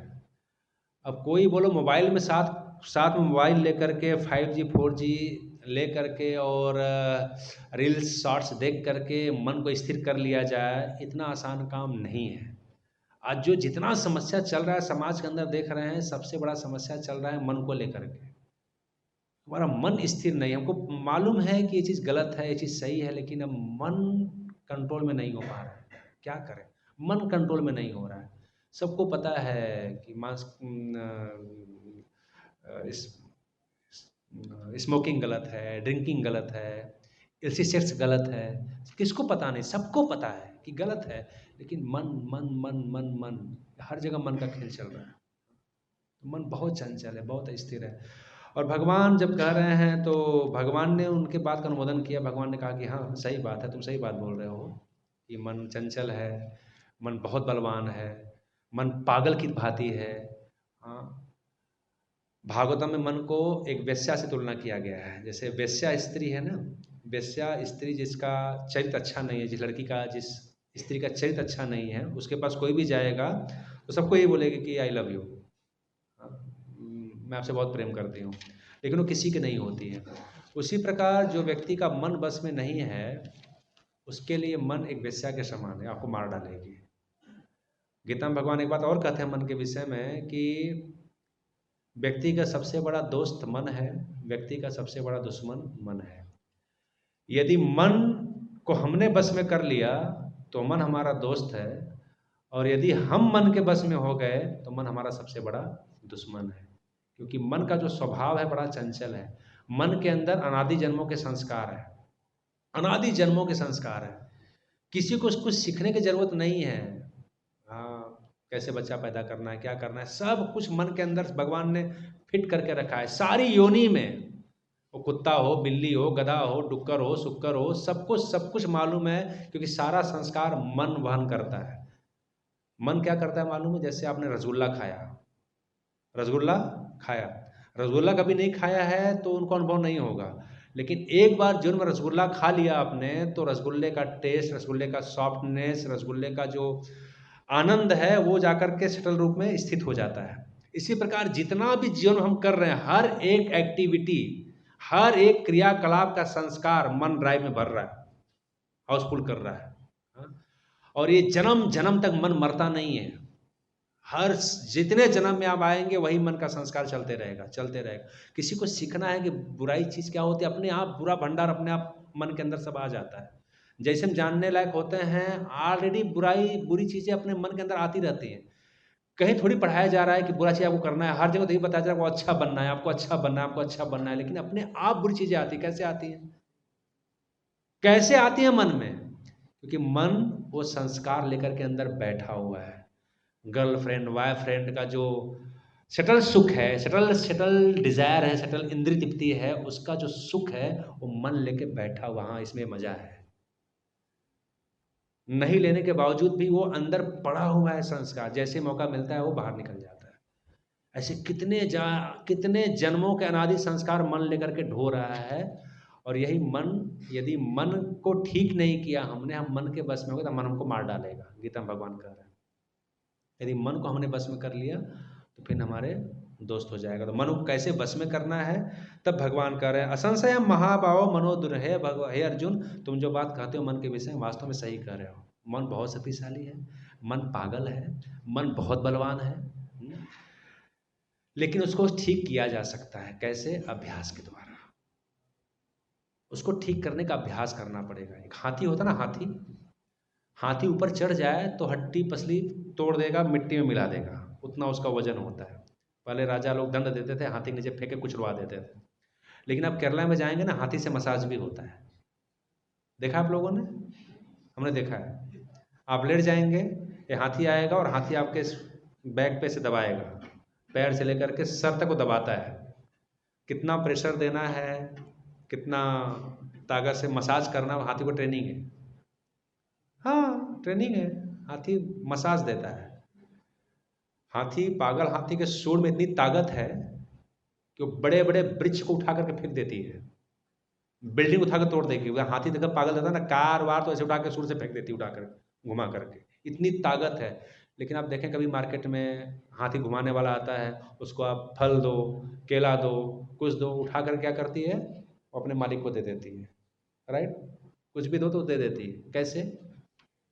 वो हाथी के सूंड में इतना ताकत है, पगला दे तो पूरा तोड़ ताड़ के फेंक देगी, तहस नहस कर देगी। लेकिन ट्रेनिंग के द्वारा हाथी को, शेर को, हर जंगली हिंसक जानवरों को भी ट्रेनिंग दिया जाता है। ट्रेनिंग दे देकर अभ्यास कर करके, अभ्यास करा करके अब उसको, अब एक हाथी को कोई लेटा है मसाज देने के लिए, आप देखेंगे हाथी कैसे मसाज दे रहा है, यूट्यूब पे आप देखें, सच में आ जाएगा। तो कितना प्रेशर देना है कि पूरा मसाज ना हो जाए। आ गया, आ गया ना, देखो आ गया ना। कितना प्रेशर देना पड़ेगा उसको, पता होने कितना ट्रेनिंग, कितना अभ्यास लगा होगा ट्रेनिंग देने में, लेकिन अभ्यास दे करके हाथी कंट्रोल में कर लिया, शेर कंट्रोल में कर लिया जाता है। तो उसी प्रकार मन को भी ठीक करने के लिए अभ्यास करना पड़ेगा। ये अपने आप ठीक नहीं, बहुत बदमाश है ये। हाथी ऊपर से पागल हो जाए, ऐसा कुछ दशा इस मन का है। पागल हाथी से भी तुलना किया गया है, पागल हाथी। ये पागल हाथी, चैतन्य महाप्रभु इसकी तुलना पागल हाथी से करते हैं, वैष्णव अपराध की तुलना पागल हाथी से करते हैं। एकदम व्यथित कर देगा मन। लोग पागल ही बन जाते हैं ना, इसलिए पागल जैसी हरकत करते हैं। कभी कभी इतना पागल मन बना देता है व्यक्ति, कुछ भी कर देता है। ये आतंकवादी हैं, इतना विभत्स हत्या, मर्डर करते हैं, कोई सामान्य बात है नहीं, एकदम पागल हो गया। तो उसको ठीक किया जाता है अभ्यास के द्वारा, उसके लिए अभ्यास की ज़रूरत पड़ती है। तो इस प्रकार बहुत सारी चीज़ें हैं अर्जुन के जीवन में। अर्जुन ने अभ्यास किया है, हम लोगों को अभ्यास करना चाहिए। अर्जुन से बहुत सारी चीज़ें हम सीख सकते हैं, खासकर समय हमारा हो रहा है। और जीवन में कई बार ऐसा स्थिति आता है जहाँ हम धैर्य खो देते हैं, निर्णय नहीं ले पाते हैं बहुत जल्दी। और ऐसा एक और महाभारत में घटना है कि जब अश्वत्थामा ने सोए हुए पांडु पुत्रों का वध कर दिया, 5-5 पुत्रों का वध कर दिया और लेकर के आया उनका सिर काट करके दुर्योधन के पास में। और दुर्योधन टेस्ट करता है कि अरे ये तो पांडव के पुत्र, ये पांडव नहीं है तो पांडव के पुत्र हैं। और दुर्योधन बहुत दुखी होता है। और अश्वत्थामा का प्लानिंग था कि यदि मैं सर काट के पांडवों का दे दूंगा तो दुर्योधन बहुत सुखी हो जाएगा कि पांडव कुल का भी नाश हो गया। तो लंबी कथा, मैं लंबी कथा नहीं बताना चाहता हूँ, लेकिन फिर भी वो ला करके देता है। और इसके बाद फिर अर्जुन जा कर के अश्वत्थामा को पकड़ लेता है। और जब अश्वत्थामा को अर्जुन पकड़ लेता है तो भगवान कह रहे हैं इसका वध कर दो। हालांकि ब्राह्मण पुत्र है, गुरु का पुत्र है, लेकिन ये आत्ताई भी है, जहर देने वाला, किसी घर में आग लगाने वाला, किसी की पत्नी को भगा के लेके जाने वाला। ऐसा भगवान ने कहा 6 प्रकार के आत्ताई होते हैं, इनका वध कर देना चाहिए, उसमें कोई पाप नहीं लगता है। तो भगवान ने इंकरेज किया अर्जुन को कि इसका वध कर दो, लेकिन अर्जुन वध नहीं किए। अर्जुन फिर ले जा करके द्रौपदी के हाथ में देते हैं, लो आपका पुत्र मारा गया है, आप बहुत व्यथित हो, आप बताओ क्या करना है। भगवान उनके सामने खड़े हैं। फिर द्रौपदी बोलती कि नहीं, इनका वध मत करिए। फिर द्रौपदी ने 6 कारण बताए क्यों इसका वध नहीं करना चाहिए। अर्जुन भी सुन रहा है खड़ा होकर, भगवान भी सुन रहे हैं। और इसके बाद अर्जुन, द्रौपदी लास्ट में कर देती है कि मैं एक माँ हूँ और चूँकि द्रोणाचार मारे जा चुके हैं, उनकी पत्नी जीवित है और ये भी मारा जाएगा तो उनको देखने वाला कोई नहीं बचेगा। तो उस दृष्टिकोण से भी मैं सोच रही हूँ कि कितना दुखमय जीवन द्रोणाचार्य की पत्नी का हो जाएगा। और ये जो पुत्र होता है वो पिता का ही स्वरूप होता है, कम से कम ऐसे सारे वो जी लेंगी। इस पर बहुत सारे लॉजिक देती हैं, तो वहाँ पर बहुत सारा लेसन्स आया है कि वहाँ पर। हाँ, फिर वो बात होने के बाद जब भीम का नंबर आता है, भीम बोले भीम आप सलाह दो। बोले नहीं कुछ नहीं, इसको भी मारना पड़ेगा, इसको भी मार दीजिए। तो भीम सलाह दे रहे हैं, द्रौपदी सलाह दे रही हैं, भगवान सलाह दे रहे हैं और अर्जुन के ऊपर छोड़ दिए। भगवान लास्ट में अर्जुन कहते हैं कि अर्जुन देखो, मेरा भी सलाह है, द्रौपदी का भी सलाह है, भीम का भी सलाह है। अभी सारा सलाह आपने सुन लिया, अब आप निर्णय लो आपको क्या करना है। तो कभी कभी समस्याएं जब बहुत विवश चीज़ें होती है, परिवार के अंदर, कंपनी के अंदर, मैनेजमेंट के अंदर बहुत सारी ऐसी स्थिति आती है जहाँ पर निर्णय नहीं हो पाता है। आजकल का क्या है, लोगों पर धैर्य नहीं है। आजकल फास्ट एकदम मन में आया कर दो तुरंत, फिर आगे देखा जाएगा, अभी कर दो बाद में देखा जाएगा। एक जगह एक प्रभु जी लेक्चर देने के लिए गए थे, तो लेक्चर देने थोड़ा टाइम हो गया, उनका ट्रेन था, तो क्वेश्चन ऐसा समय लग गया। तो बोले कि एक्चुअली आप, हम एक गृहस्थ थे, तो उनको बोले कि आप हमको हमारी गाड़ी, अपनी गाड़ी सबको छोड़ देंगे स्टेशन पे। बोले ठीक है चलिए। तो वो बैठ गए, तो छोटा सा उनका बच्चा था, 7-8-9 साल का, 9 या 11 साल का बच्चा था उनका, 11 साल का बच्चा था। बोला पापा मैं भी चलूँगा। बोले ठीक है पीछे गाड़ी बैठ जा, पीछे सीट पर बैठ जा। तो प्रभु जी जो गृहस्थ ड्राइवर थे और प्रभु जी जो ब्रह्मचारी थे वो आगे बैठ गए, उनका लड़का पीछे बैठ गया। वो जा रहे थे स्टेशन, पुणे स्टेशन जाना था। तब तक एक ऐसा चढ़ान आया, वहाँ पर एक ठेला वाला था जिसपे सब्जी उब्जी बहुत लदा हुआ था। वो बेचारा चढ़ाने का प्रयास कर रहा था लेकिन चढ़ नहीं पा रहा था, बहुत वजन था। और ये पीछे से हारन दे रहे हैं, पौ पौ पौ पौ हारन दे रहे हैं कि जल्दी को, एक मिनट का समय चल रहा है कि ट्रेन छूट जाएगी। और पीछे से हारन दे रहे हैं, उसके पीछे भी हारन बज रहा है बेचारा, लेकिन ठेला गाड़ी चढ़ा नहीं पा रहा है। तब तक वो पीछे वाला लड़का बैठा था छोटा सा, उधर से आवाज़ आया, ठोक दो, उड़ा दो, उड़ा दो, उड़ा दो। उसका पिताजी पीछे मुड़ के देखे, उड़ा दो कहाँ से है, कहाँ सीखा तुमने उड़ा दो। तो प्रभु जी बड़े साफ हो गए कि उड़ा दो मतलब कहाँ से आया। 11 साल का बच्चा बोला उड़ा दो। तो बोला हाँ वीडियो गेम में ऐसे ही होता है वीडियो गेम में ऐसे ही होता है, वो चलाते जो उड़ा दो तुरंत। तो आजकल ऐसा ही है, उड़ा दो, हाँ, कर दो, बाद में देखेंगे जो होगा। नहीं नहीं। तो वहाँ पर अर्जुन के ऊपर ऐसी समस्या है, कृष्ण भगवान आदेश दे रहे हैं, द्रौपदी का सुन रहा है, तो भगवान भी आदेश दे करके देख रहे हैं कि भगवान खुद लीडर हो करके, यदि आप किसी चीज़ को लीड कर रहे हैं, कोई भी लीड कर रहे हैं, कोई घर परिवार में कुछ भी जिम्मेदारी उठा रहे हैं, तो एक आदत डालना चाहिए सुनने का भी। आज हमारे पास सुनने का धैर्य नहीं है, हम सुनना नहीं चाहते किसी। अरे भगवान खड़ा होकर पूरे घर की बात सुन रहे हैं कि भाई ठीक है, आपका क्या राय है, आपका क्या राय है, आपका क्या राय है। सारा राय खड़ा होकर के फिर अर्जुन अब आप करो क्या करना है। तो कभी कभी राय लेना पड़ता है, विचार लेना पड़ता है। हम जो सोच रहे हैं माई वे हाईवे, हमको सिखाएगा, हमको बताएगा, सब हमको मालूम है, वहाँ फंस जाता है। तो अर्जुन के जीवन में ये भी सीख सकते हैं कि हम लोग को चीज़ों को डीलिंग करने में, निर्णय लेने में समय देना चाहिए, लोगों को सुनना चाहिए, विचार लेना चाहिए, फिर अच्छा निष्कर्ष निकलता है। समस्या होती है जब अपना ही चलाना चाहते हैं हम, कि हम जो सोच रहे हैं सही सोच रहे हैं। भगवान भी आदेश दे रहे हैं अर्जुन को मार दो, अश्वत्थामा का वध कर दो, लेकिन फिर भी थोड़ा अर्जुन ने समय लिया। क्यों? क्योंकि अर्जुन इंटरनल भाव भगवान को समझता था कि कहना क्या चाहते हैं। एक लीडर को, जो लीडर बनना चाहता है या समाज को लीड करना चाहता है, ये सब क्वालिटी डेवलप करनी पड़ती है, सीखना पड़ता है। इससे हमारे आदर्श लीडर हैं, तो आप हर चीज़ इनका सीख सकते हैं। घर गृहस्थी की चीज़ें सीख सकते हैं, चरित्र कैसे बनाया जाए उसको सीख सकते हैं, कैसे क्वालिटी डेवलप की जाए वो सीख सकते हैं, धैर्य कैसे बनाया जाए सीख सकते हैं। सो मेनी लेसन्स हम अर्जुन के जीवन से सीख सकते हैं। तो हरे कृष्णा, अभी समय हो चुका है और सॉरी मेरे पास बहुत शॉर्ट नोटिस था। कल ही मैसेज गया कि अचानक प्रभु जी नहीं आएंगे, तो मेरा जितना सामर्थ्य था मैंने ट्राई किया आप लोग को समझाने का। होपफुली कुछ मैं आप लोग को दे पाया। बहुत बहुत धन्यवाद। हरे कृष्णा। श्री प्रभुपाद की जय। जय गौर प्रेमानंदे। किसी को जिज्ञासा है, प्रश्न है या तो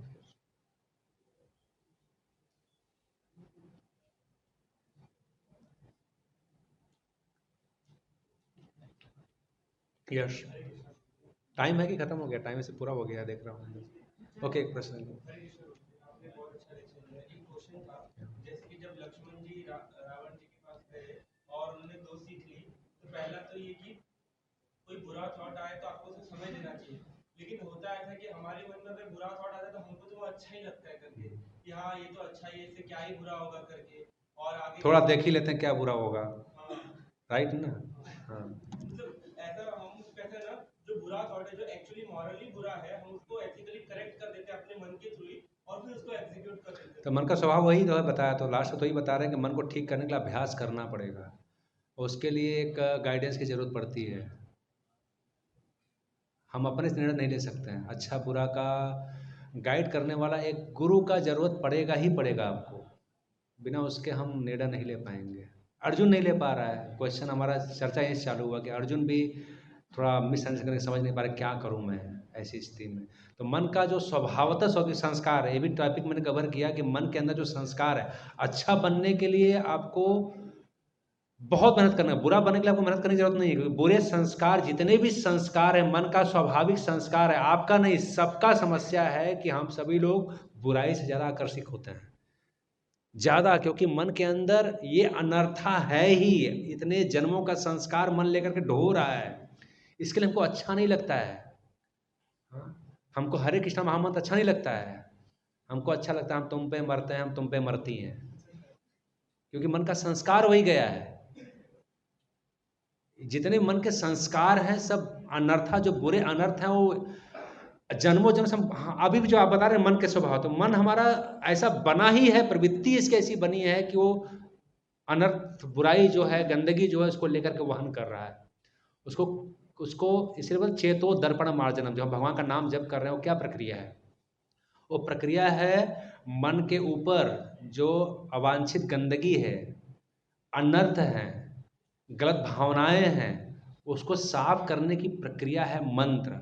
मंत्र जो मतलब मन को ठीक कर दे। अर्जुन कैसा मन जब करता था मालूम है? अर्जुन का मन इतना ठीक क्यों था? एक बार अर्जुन द्वारका में था और खा पी करके सोए थे। भगवान ने रानियों को बोला, पहले एक पटरानी बोला जाओ अर्जुन को बुला के लाओ, कुछ बात करनी है। अभी आराम कर लिया। वो महारानी गई अर्जुन के कक्ष में बुलाने के लिए, आई नहीं। भगवान दूसरे महारानी को भेजा, पटरानी को भेजा, जाओ। वो गई, आई नहीं, तुम जाके बुला के लेकर आओ। वो गई, वो भी आई नहीं। भगवान कितनी पटरानियाँ हैं? 16,108। उसमें 100 को भगवान ने भेजा, 100 जाके वापस ही नहीं आ रही। भगवान बोले बस समस्या है, क्या चल रहा है? उधर ही रुक्मणी खड़ी थी। रुक्मणी बोली कि रुक्मणी हेड है, बोली सब जा रही हैं, आ क्यों नहीं रही है? रुक्मणी गई तो सब जाके देख रहे हैं कि 100 के 100 रानियां अर्जुन कक्ष में खड़ी हैं। और क्या हो रहा है वहाँ पर सभी लोग कीर्तन कर रहे, सॉफ्ट कीर्तन चल रहा है, सॉफ्ट करताल बजाकर कीर्तन चल रहा है और अर्जुन सो रहा है। रुक्मिणी बड़ी दंग रह गई, क्या चल रहा है। तो अर्जुन सोए हुए हैं और सोए हुए उनके मुख से कृष्ण कृष्ण कृष्ण कृष्ण, रोम रोम से कृष्ण कृष्ण कृष्ण कृष्ण निकल रहा है।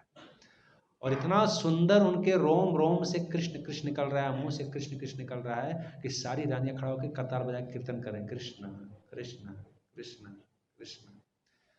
तब अर्जुन का मन ऐसा शुद्ध है, पवित्र है, ऐसे विचार। तो हम लोग ऐसे ही भांग खा के नहीं लेके वाला घूम रहे हैं। जो लेके घूम रहे हैं बाबा जी बने हुए हैं या लोगों को घुमा रहे हैं कि ठीक कर लो। एने छी औषधि माया नसीबार लागी, से हरि नाम मंत्र लो तुम्हें मांगी। चैतन्य महाप्रभु कह रहे हैं कि सारे मन की रोगों की दवा मैं लेकर के आया हूं। तुम्हारा जो मन का रोग हमको पता है। कौन बोल रहा है? महाप्रभु बोल रहे हैं।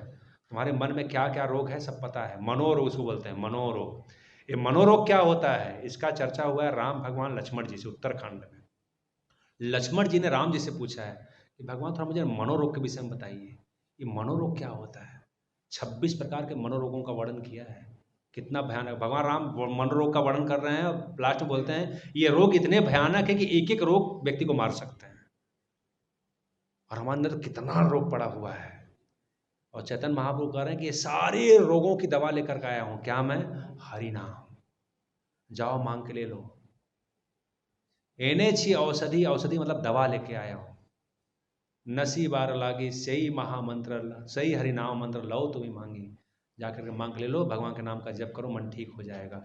और मन को ठीक करने का कोई दवा नहीं है। ये मन ठीक हो ही नहीं सकता है, रास्कल है ये बदमाश है, बलवान है, चतुर है, ये लोमड़ी की तरह है। लोमड़ी बहुत चतुर होता है ना, ऐसे मन बहुत चतुर है। आप नियम बनाओ, ये नहीं करोगे, नहीं करो, उसमें से दिमाग लगा लेगा वो। हम नियम बनाते हैं, हम ये नहीं करेंगे, हम वो नहीं करेंगे, ऐसा नहीं करेंगे। मोबाइल खोलेगा, वो ऑप्शन आएगा, ओ हाँ ये नहीं करेंगे ना, ये तो कर सकते हैं ना। और सब लोग चल रहा होगा, चलता है। बड़ा साथी दिमाग लगाता है वो, खासकर अपना काम निकालने के लिए, जहां अपना दिमाग लगाना हो। उसको अपना काम, मन ने प्लानिंग कर लिया कि अपना काम बनाना है, वो कितना भी बाउंडेशन रहे, उस कितना भी खड़े रहें, लेकिन लोग मिल ही लेते हैं। देखो मूवी में देखो, आपको आइडिया मिल जाता है कैसे मिलना है, कैसे प्लानिंग करना है। और मन ऐसा आइडिया निकाल के अपना काम कर लेगा, कैसे पीना है, कैसे खाना है, सब योजना बना लेता है। ये ऐसा मन का स्वभाव है। कोई ऐसा दूसरा रास्ता नहीं है, एक ही रास्ता है सिर्फ, जिस रास्ते में आप लोग लगे हुए हैं। हम लोग यहाँ पर क्यों एकत्रित हुए हैं? सत्संग करने के लिए, कथा सुनने के लिए नहीं। एक प्रक्रिया है मन को ठीक करने के लिए, और कोई रास्ता है ही नहीं मन को ठीक करने के लिए। अर्जुन और कृष्ण के बीच में चर्चा हुई है मन को कैसे ठीक किया जाए। भगवान बोल रहे हैं अभ्यास, उसका अभ्यास करना पड़ेगा, अच्छा अभ्यास करना पड़ेगा। और जो बुरी चीज़ें हैं उसको छोड़ने के लिए कुछ अच्छी चीज़ें डालनी पड़ेगी मन के अंदर। सिर्फ मैं ठीक बन जाऊं, सिर्फ बुरी आदतों को छोड़ दे, कभी हो ही नहीं सकता है। ये लिख लीजिए, ये बुरी आदत है मैं छोड़ देता हूँ, कभी होगा ही नहीं, कभी नहीं होगा। क्योंकि मन एक भूत की तरह भी है। भूत मतलब समझ रहे हैं? वो उसको कुछ चाहिए करने के लिए, वो बैठेगा नहीं। ठीक है, बुरा काम नहीं करूँगा, फिर आपको भूत बना देगा। तो मन को कुछ ना कुछ काम चाहिए। यदि आप बुरा काम से हटाना चाहते हैं तो उसको कुछ अच्छा काम में लगाना पड़ेगा। अच्छा काम क्या है? नाम, कथा, कीर्तन, भक्ति अच्छा काम है। तो बुरी चीज़ धीरे धीरे हटेगा। सिर्फ बुरी चीज़ को छोड़ दो, ऐसा होने वाला है नहीं, आप जीत नहीं सकते हैं। मन बहुत पावरफुल है, वो आपको पटक देगा उठा करके, किसी की नहीं चलती है। भगवान करे विद्वान अभी कर सकती है, आपके क्या बात है, बड़े बड़े ऋषि मुनि ब्रह्मर्षि सब लोग पटक जाते हैं ये मन के आगे। नारद जी पटके गए, इंद्र पटके गए, बड़े बड़े ऋषि मुनि पटके गए, शिव जी भी घूम गए मोहिनी के पीछे। मतलब ये हंसी के रूप में नहीं ले सकते हैं, लेसन के रूप में ले सकते हैं। शिव जी बहुत बड़े सोल हैं, बहुत बड़े स्तर पे हैं, लेकिन लेसन के रूप में आप ले सकते हैं कि या मन ऐसे ही है, वो अच्छे से लोग घुमा देता तो हम आप क्या है। तो जो लेसन वहाँ पर यह है कि क्या करना पड़ेगा। भगवान जब इसे बड़े बड़े आदर देते, विश्वामित्र का उदाहरण देते हैं, ब्रह्मा जी गिर गए, भाई ब्रह्मा जी की बात कर रहे हैं, ऋषि मुनि सबका। तो ये एक लेसन हमारे रूप में कि मन इतना पावरफुल है, मन इतना पावरफुल है। शिव जी, एक मिनट कह दूँ, प्रश्न कर दे, पूरा कर दूँ। तो शिव जी जब भगवान कृष्ण के सामने थे तो बोले कि मैं तो मोहिनी रूप देखना चाहता हूँ। जो मोहिनी रूप ने आपने समुद्र मंथन के समय जो बनाया था और बना करके देवताओं का काम सिद्धि किया था, असुरों को ठग लिया था, थोड़ा रूप दिखाइए ना। तो भगवान कह रहे हैं कि वो जो रूप बनाया था ना, वो असुरों को मोहने के लिए बनाया था। आप तो बाबा जी हैं, आपको देखना है। भगवान ने 3 बार उनको मना किया, आप क्यों देखना है, क्या मुझे कुछ थोड़ी होगा, देख लूँगा। तो मैं शिव जी हूँ भाई, काम देखो भस्म किया हूँ, थोड़ा अहंकार था उनको। आप क्या समझ रहे हैं कि मोहिनी रूप देख कर मुझे कुछ हो जाएगा, मैं मोह में पड़ जाऊंगा। अब भगवान बात कर रहे हैं, समझा रहे हैं, तब देख रहे हैं कि एक बालिका ऐसे बाल खेलते हुए आ रही है, बाल ऐसे लुकाते हुए आ रही है, बाल बाल हाथ में बाल था। शिव जी हैं? और शिव जी उनके पीछे लग गए। भगवान खड़े हैं साइड में, शिव जी उनके पीछे लग गए, दौड़ा लिए शिव जी आलिंगन करने के लिए। ये सच्ची घटना है, शास्त्र की बात है। और उनको लेकर के शिव जी फिर हमारे गुरु महाराज कर रहे हैं कि हिमालय में जितने भी साधु संत थे, हरिद्वार में जितने साधु संत थे, जहाँ जहाँ साधु संतों कुटिया थी बाबा जी लोग ब्रह्मचारी लोगों का, सब जगह शिव जी मोहिनी रूप आगे आगे जा रही है, शिव जी पीछे पीछे जा रहा है। मानो क्यों, बोले साधु सावधान, देखो शिव जी को भी दौड़ा रहा हूँ मैं शिव जी को भी दौड़ा रहा हूँ। तो ये सब जो बहुत हाईएस्ट एग्जाम्पल दिए जाते हैं, ये कि ये स्थिति है। भगवान ने मना किया कि मत देखो, आपके लिए नहीं है ये मोहिनी रूप, मैंने बनाया था। कृष्ण भाई, जिनका नाम है कृष्ण, जो सबको आकृष्ट कर ले, और वो कृष्ण स्त्री बन जाए तो कैसा होगा। फिर वही स्त्री बन गए थे। सारे देवता लोग, असुर लोग सब लड़ रहे थे, और असुर लोग के हाथ में अमृत लग भी गया था। जब वो आती हैं, प्रकट होती हैं सभा में, तो आँख का अमृत पीने में ऐसा मत हो जाते हैं कि वो हाथ का अमृत से पड़ा रह जाता है, वो देखते ही नहीं है। हाँ, तो क्या करना है, हम लोग लड़ाई झगड़ा कर रहे हैं, ये देवता हैं, हम असुर हैं, इस अमृत के लिए लड़ाई झगड़ा हो रहा है। और असुर लोग थे ना, वो अपने भी नहीं पी पा रहे हैं, अहम पूर्वम, पहले मुझे दो, लड़ाई हो रहा, कोई पी नहीं पा रहा था। तो आप थोड़ा सा कुछ कर देते तो अच्छा था, क्या करना है, आप पिला दो। तो बोले मेरे को कैसे विश्वास कर रहे हैं, अरे दो, कितना भोली, कितना अच्छा बोल रही है। हाँ, ऐसा भगवान ने मिलाया, आप कैसे विश्वास कर रहे हो कि मैं ईमानदारी से पिलाऊंगी। अरे अब यही तो, बस यही तो ईमानदारी आपके मुंह से झलक रही है। ऐसा कोई उल्टा स्त्री बोलेगी। हाँ? तो मैं जैसा कहूँगी वैसा मानोगे एकदम, कोई प्रतिकार नहीं करेगा, कोई प्रतिकार करेगा नहीं, कोई प्रतिकार नहीं करेगा। और फिर सबको बैठाती हैं, इधर उनको इधर उनको, फिर वो बोलती हैं कि ऊपर वाला जो पानी पानी है देवताओं को पिला देती हूँ, आप लोग को नीचे वाला पिलाऊंगी। हाँ हाँ एकदम, देखो कितना कितना सोच रही है हम लोगों के विषय में। और फिर राहु केतु का प्रसंग आता है, आप सब जानते हैं। तो ये सब चीज़ें हैं मन के संदर्भ में। हरे कृष्ण, श्री प्रभुपाद की जय, निताई गौर प्रेमानंदे।